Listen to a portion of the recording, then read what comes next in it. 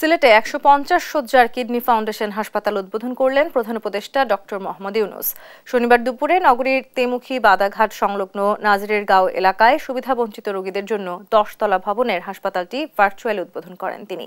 ২০১৮ সালে ৬টি ডায়ালাইসিস মেশিনের মাধ্যমে যাত্রা শুরু হলেও বর্তমানে এই হাসপাতালটিতে ৩২টি মেশিনে গড়ে ৯০ জন রোগী ডায়ালাইসিস পাচ্ছেন। ৬২% রোগী ভর্তুকি মূল্যে সর্বোচ্চ এই সেবা পাচ্ছেন। একই সাথে ১২% রোগী পরীক্ষা নিরীক্ষা সহ সব ধরনের সেবা পাচ্ছেন বিনামূল্যে। শিগগিরই এখানে ৫০টি মেশিনে ডায়ালাইসিসের ব্যবস্থা নেবে হাসপাতাল কর্তৃপক্ষ। সমাজ কল্যাণ মন্ত্রণালয় ও ব্র্যাকের সহায়তায় হাসপাতালটি পরিচালিত হচ্ছে।